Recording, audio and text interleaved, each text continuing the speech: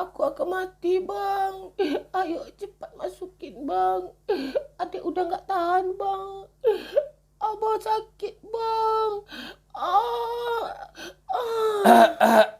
Tes mic aman. Film ini dibuka dengan menampilkan aktivitas penggalian korban perang Korea. Banyak jenazah ditemukan, salah satu jenazah ditemukan jenazah tentara. Diduga itu jenazah Lee Jin Suk. Pihak militer pun langsung mencari data-data, mencari nomor HP, entah kartunya IM3, Telkomsel, Axis atau Tri. Pihak militer pun segera menghubungi pihak Lee Jin Suk dan ternyata yang mengangkat telepon itu adalah cucunya. Kek, ada telepon. Ntar. Ini cucu kakek ini kok cantik kali ya. Ais. Saya masih hidup. Terus ini jenazah siapa nih, Pak? Bapak bisa ke sini? Lee Jin Suk pun menjelaskan kepada pihak militer dia masih hidup. Tapi Lee Jin Suk bilang berkemungkinan itu jenazah kakaknya yang bernama Jin Tae. Lee Jin Suk pun meminta kepada cucunya Antarkan kakek ke sana. agar mengantarnya ke tempat penggalian tersebut. Tapi sebelum mereka pergi, Lee Jin Suk melihat-lihat kenangan dia bersama abangnya, ada sepatu, ada foto. Flashback ke cerita masa lalu. Di tahun 1950, tepatnya di kota Seoul, Korea Selatan, terlihat seorang penyemir sepatu bernama Jin Tae dan adiknya seorang pelajar bernama Jin Suk. Mereka kakak beradik yang sangat akrab, saling menyayangi, saling melindungi ya. Dan di suatu ketika mereka melihat sepatu yang sangat mewah, tapi Lee Jin Suk bilang, kakak bisa membuatkan sepatu yang lebih bagus dari ini. Ini apa nih? Dikasih semangatnya kakaknya kan. Kakaknya seorang penyemir sepatu juga. Kakaknya lalu ngasih pulpen, pena ya, mereknya Pilot. Mereka pun pulang ke rumah. Ibunya seorang penjual mie yang dibantu oleh Yongsin. Yongsin ini adalah tunangannya si Jin Tae ya. Ayah mereka sudah lama tiada. Mereka di sini tetap akrab, hidup bahagia, udah merdeka. Di sini diperlihatkan juga Yong Seok ya, sahabatnya Jin Suk. Singkat cerita, perang Korea pun pecah. Dikarenakan dari pihak komunis Korea Utara mencari gara-gara, mencari ili-ili. Dan di situ pun Korea Selatan penduduknya diungsikan ke tempat yang lebih aman, di tempat pengungsian. Kalau di kota Seoul nanti akan terjadi perperangan yang dahsyat. Dan di sini pun Jin Suk sedih, berpesan kepada anjingnya, kamu anjing yang baik, jaga dirimu ya yo. Pemerintahan Korea Selatan ketika itu mewajibkan militer mendadak, wajib militer.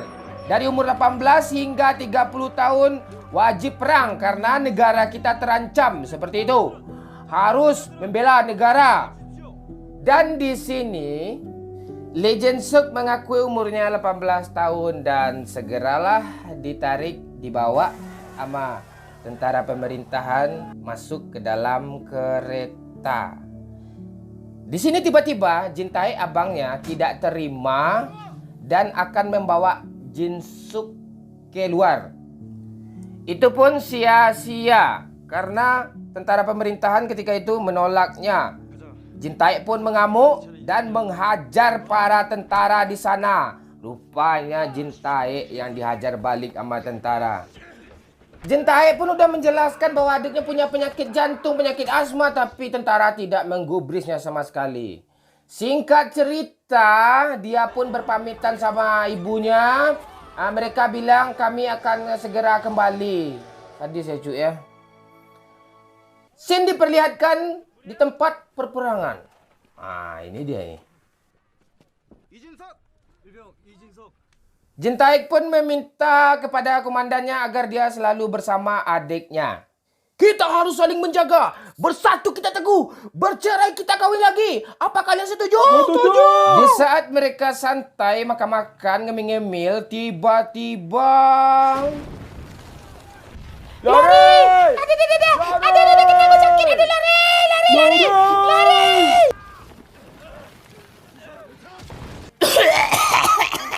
Apa lu ni? Kemakan tanah sama gue bang. Jin Tae pun meminta kepada komandannya agar adiknya dipulangkan karena mempunyai penyakit pada pernapasan. Komandannya bilang kalau mau dipulangkan adiknya kamu harus memiliki penghargaan pin-pin gitu. Jadi Jin Tae pun menyetujuinya. Di sini diperlihatkan tentara-tentara yang lagi kelelahan mikirin nasib. Sampai kapan kita jomblo ngocok mulu? Stok makanan sudah mulai menipis, tentara-tentara pun udah mulai stres, saling berkelahi, pokoknya sudah tidak tahan, apalagi penyerangan komunis ya. Banyak yang terluka ketika itu. Jin Tae pun dengan penuh semangat mengajak teman-temannya untuk melakukan serangan balik dengan alutsista yang ada. Alutsista apaan sih? Belum ada alutsista mereka nih. Mereka pun lalu melakukan serangan-serangan kepada Korea Utara. Ya, di sini mereka pakai gili semuanya, banyak airdrop yang turun. Jadi mereka pakai gili, ya. Mereka melakukan pengintaian, penyerbuan yang begitu dahsyat, bombardir, ya, ada granat asap, granat api, molotov, ya. Di sini glowwall nggak ada ya, sini glowwall nggak ada ketika itu, ya. Mereka pun berhasil meratakan Korea Utara dengan gili-gili sweetnya yang kemarin ya. Mereka berhasil bergembira. Jin Tae pun berpidato. Yang saya hormati Bapak Kepala Sekolah, Bapak Kepala RT, Bapak Kepala RW. Gue ngomong apa sih? Jin Tae pun terus berjuang menaklukkan tentara-tentara Korea Utara demi mendapatkan penghargaan agar adiknya pulang, bisa dipulangkan ketemu sama ibunya.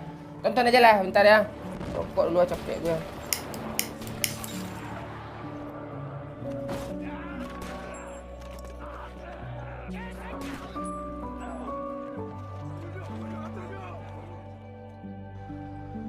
Sempak bolong gue kemarin lo pakai juga, nggak pakai sempak gue lagi ya. Scene berpindah ke tempat yang lain. Rupanya para komunis Korea Utara telah membantai para warga di sana.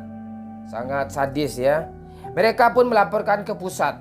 Tidak jauh dari tempat pembantaian tersebut, mereka melihat tentara komunis lalu mereka menghajarnya dengan UMP, shotgun, M4 Glacier, lengkap semuanya. Dan tiba-tiba tentara komunis pun menyerah. Saat akan menghabisi para tentara Korea Utara, rupanya di sana ada Yong Seok, sahabatnya Jin Suk yang jadi tentara Korea Utara. Lalu Jin Suk sebagai manusiawi sosialita dia melarangnya, jangan dibunuh, ini sahabat saya, kalau mau bunuh saya gitu. Jadi dijadikanlah tawanan. Rupanya Yong Seok ini dipaksa menjadi tentara Korea Utara oleh Korea Utara. Itu. Enak juga kuenya ya. Mereka lalu mendapat pesan radio atau radio disiarkan bahwa kemenangan sudah di tangan mereka. Mereka lalu bergembira semuanya. Di sisi lain, Jin Tae tidak mudah mempercayainya karena dia dapat kabar Korea Utara itu bekerja sama dengan Cina. Cina akan menyerang Korea Selatan juga. Korut bekerja sama dengan Cina, ntar lagi nyerang dia tuh. Jin Tae pun akan memulangkan adiknya karena Jin Tae ini sudah berjasa ya kepada Korea Selatan, sudah mendapatkan medali dan akan mendapat medali-medali seterusnya, tapi adiknya ini tidak suka. Jin Suk bilang kan, kalau abang tak pulang, aku juga takkan pulang bang. Mulak kita bareng-bareng mulak bang.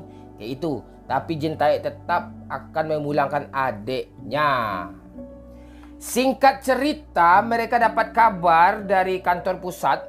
Mereka harus mundur karena ada 100.000 tentara Cina akan menyerangnya. Wow, dahsyat ya. Mereka pun panik mempersiapkan diri untuk mundur, nggak ada pilihan lagi.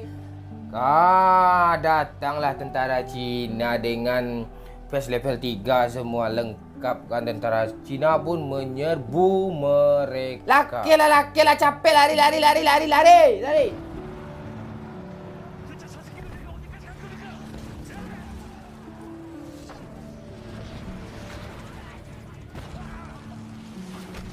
Saat pertempuran itu terjadilah kepanikan hingga teman Yong Seok membunuh para penjaga. Dan dengan terpaksa, para tawanan tersebut termasuk Yong Seok ditembak mati.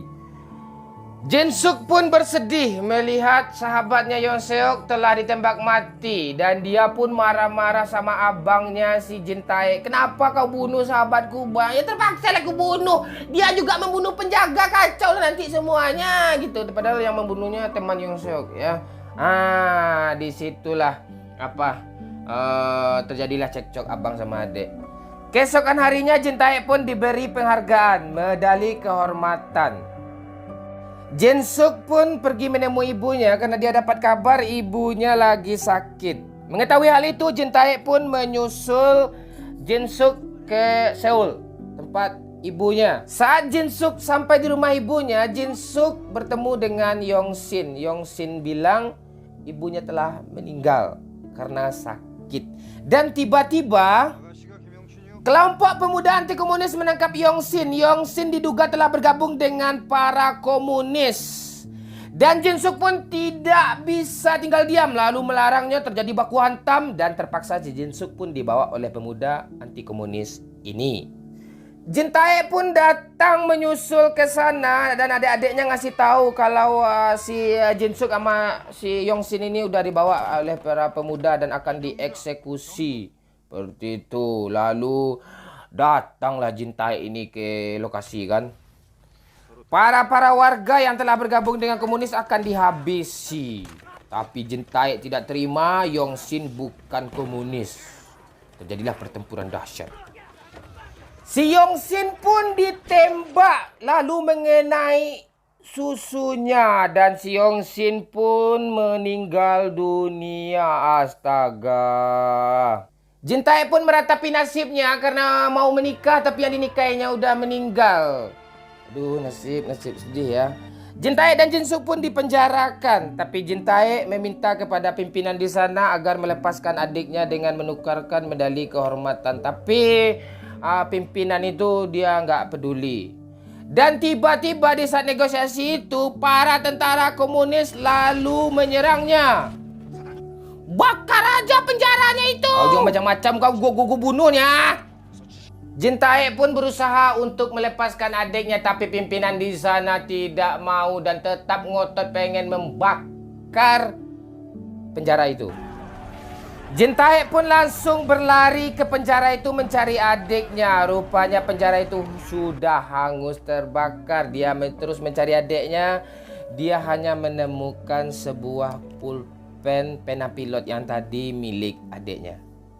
Karena saking kesalnya, Jin Tae pun membunuh pimpinan tersebut lalu bergabung ke komunis. Rupanya Jin Suk masih hidup, diselamatkan rupanya oleh temannya. Astaga. Jin Suk pun mendapat kabar bahwa kakaknya Jin Tae sudah bergabung dengan komunis. Jin Suk pun kesal ya, tapi dia udah nggak memperdulikan. Setelah dia membaca surat dari kakaknya, dikiranya si Jin Suk ini adiknya sudah meninggal. Jadi terpaksa juga dia ikut komunis. Saat itu juga Jin Suk memutuskan untuk menjadi tentara. Akan tempur lagi di medan peperangan.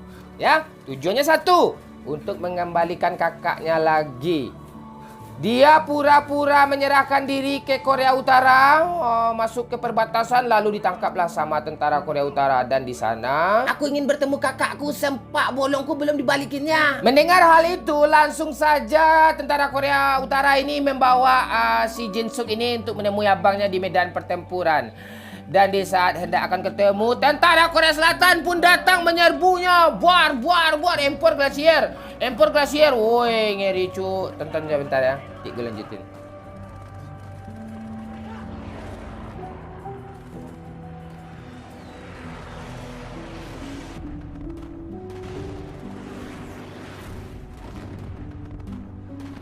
Saat pasukan Korea Selatan dengan Amerika akan menang, tiba-tiba pasukan Cina pun membantu ya.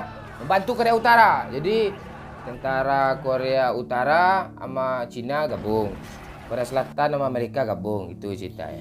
Jin Suk pun bertemu kakaknya Jin Taek di sana. Terjadi pertempuran antara Jin Suk dan Jin Taek. Lalu Jin Suk pun menyadarkan ini adikmu bang Jin Suk. Lalu Jin Taek pun sadar ya, dikasihnya pena ke adiknya, ni pena gitu. Dengan membabi buta pun Jin Taek pun sadar menghajar tentara-tentara Cina semuanya. Hingga Jin Taek pun tewas di sana.